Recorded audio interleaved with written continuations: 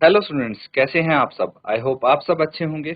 ICT virtual classroom में आप सबका स्वागत है। मैं विकास, बच्चों क्लास 11th का मैथ्स हम कर रहे हैं। चैप्टर है आपका परम्यूटेशंस एंड कॉम्बिनेशन। तो इस चैप्टर को कंटिन्यू करना है।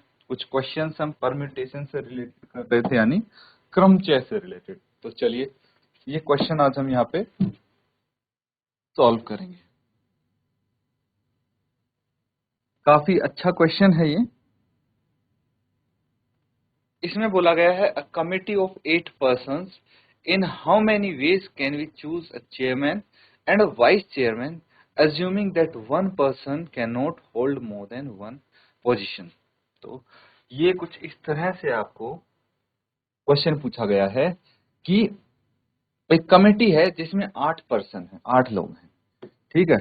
टोटल 8 पर्सन है इस कमेटी में, और यहां से आपको क्या करना है, इन 8 में से एक तो चेयरमैन चूज करना है,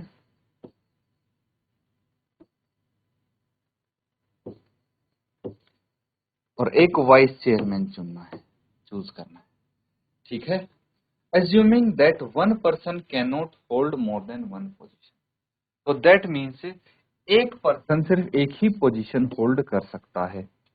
तो आपको इसका बताना है कि क्या आंसर होगा, कितने तरीके से हम ये दो लोग चूज कर सकते हैं। एक तो चूज नहीं कर सकते दोनों पोजीशन के लिए, 2 पर्सन चाहिए हमें, तो ऐसे कितने तरीके हो सकते हैं, तो ये आपको बताना है। नोट करेंगे और इसको सॉल्व।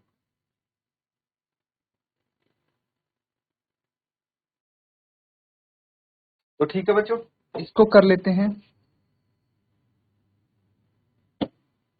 अब यहां पे देखिए, टोटल जो पर्सन है वो कितने हैं, 8। टोटल नंबर ऑफ पर्सन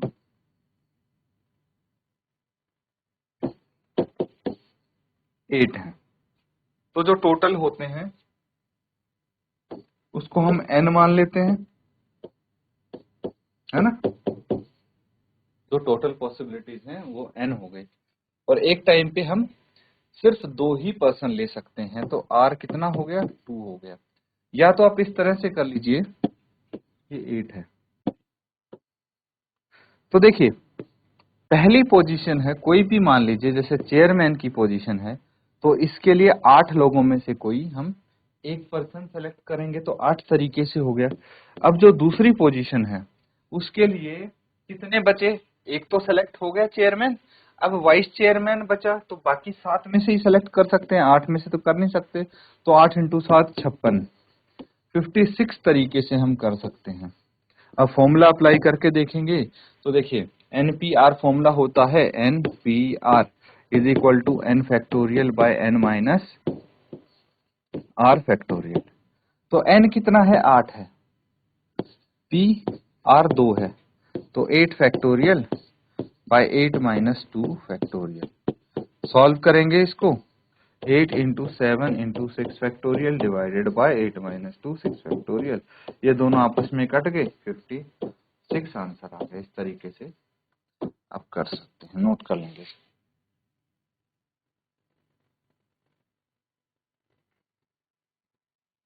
ठीक है बच्चों, अगला क्वेश्चन देखिए। अब नेक्स्ट क्वेश्चन ये है, यहाँ पे डायरेक्ट क्वेश्चन देने की कोशिश की गई है आपको। तो यहाँ पे है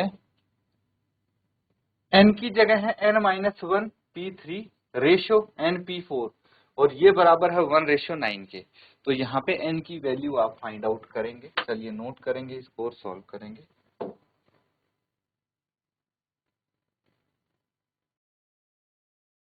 ठीक है बच्चों, इसको सॉल्व करेंगे। तो यहाँ पे सबसे पहले जो दिया है वो लिख लेंगे, क्या है, n-1 है, P3 upon n P4 is equal to 1/9। ठीक है, इस तरह लिख सकते हैं इसको, जो रेशियो में दिया है। और हमें पता है NPR is equal to n factorial by n minus r का फैक्टोरियल। ऐसे इसको सॉल्व करते हैं।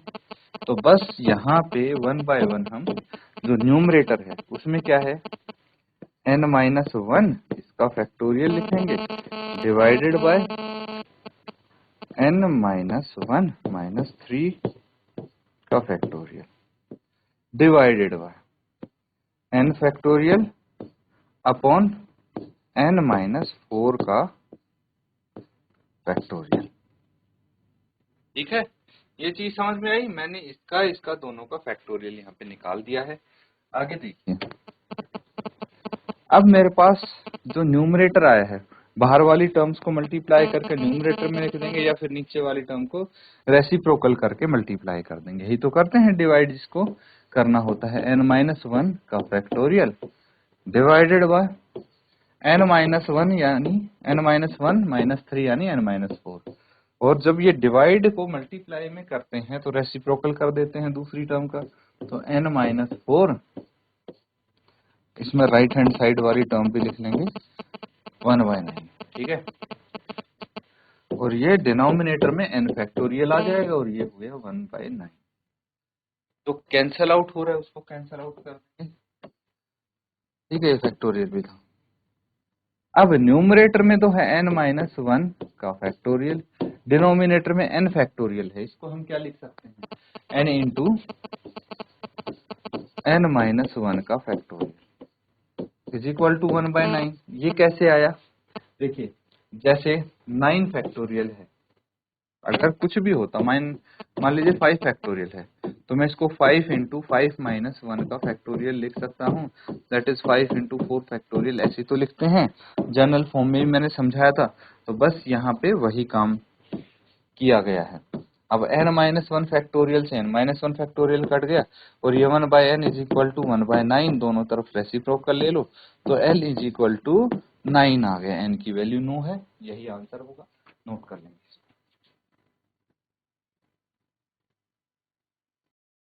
ठीक है बच्चों, नोट कर लिया है। अगला क्वेश्चन देखिए, अब ये रहा नेक्स्ट क्वेश्चन। चलिए इसको नोट कर लेते हैं। और यहाँ पे क्या बोला गया है, r की वैल्यू निकालनी है। दो पार्ट हैं इसमें, और इसमें सबसे पहला पार्ट क्या है,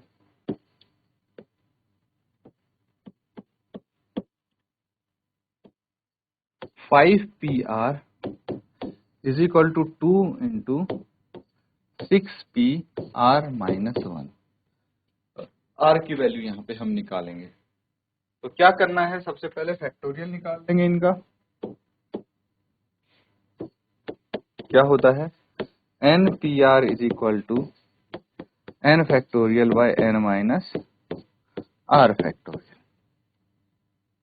ठीक है, तो 5 factorial divide by 5 minus r factorial is equal to 2 into 6 factorial divided by 6 minus r plus 1 का फैक्टोरियल। देखिए, मैंने डायरेक्टली इसको सॉल्व कर दिया है। कैसे, n माइनस r फैक्टोरियल होता है, तो अगर मैं 6 माइनस r माइनस 1 को, देखिए ब्रैकेट के अंदर में माइनस साइन लेके जाऊंगा तो इसका साइन उल्टा हो जाएगा, चेंज हो जाएगा।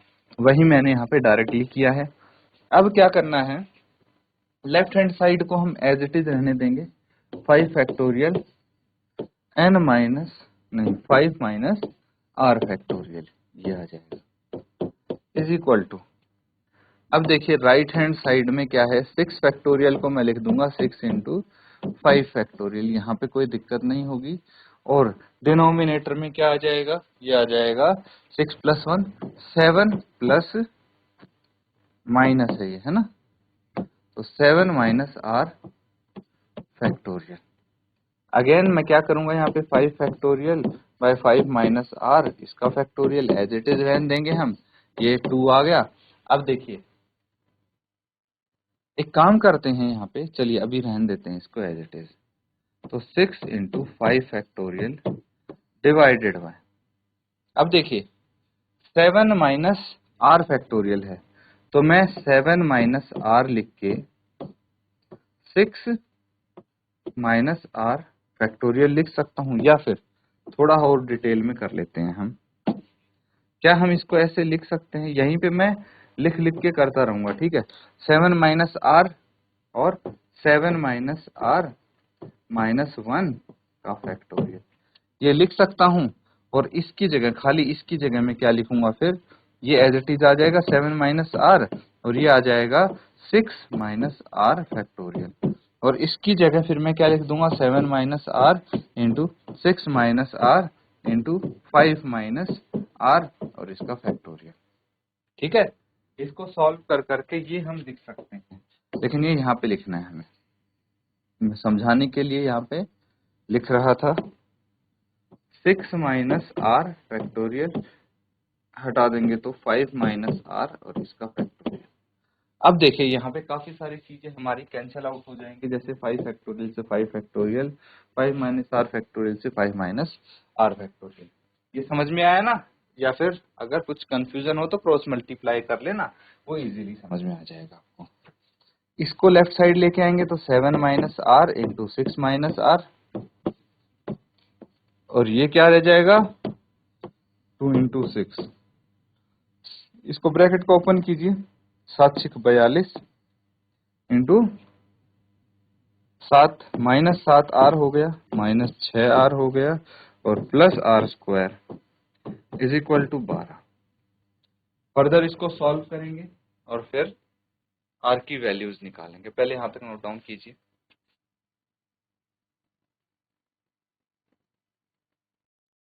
ठीक है बच्चों, आगे इसको लिखेंगे तो देखिए ये तो माइनस 7 और माइनस 6 माइनस 13 आ जाएगा यहाँ पे, और plus R square as it is है।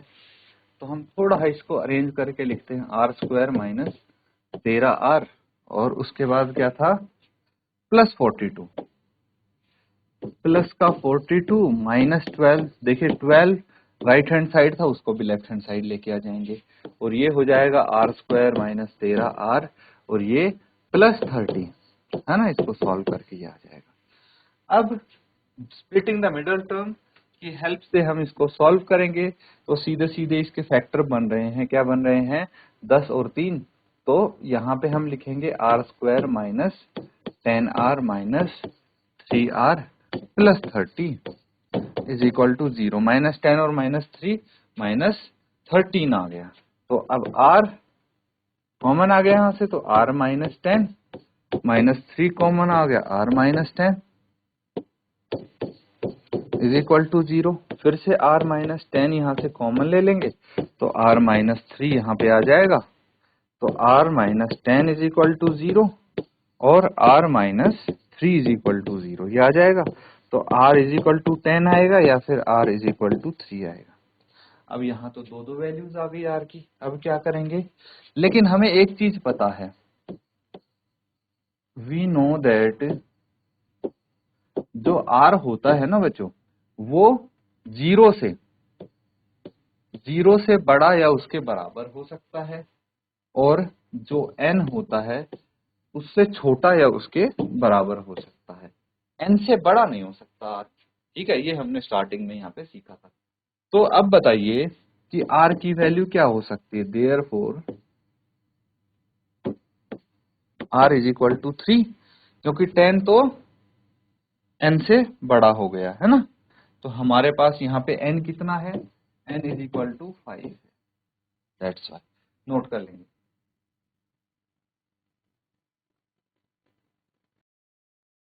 तो बच्चों नोट कर लिया सबने। अब देखिए इसी तरह का अगला क्वेश्चन है आपके सामने, ये वाला। यहाँ पे क्या है, 5pr is equal to 6pr minus 1। Similar question है, तो इसको आप होमवर्क में कंप्लीट करेंगे, ठीक है।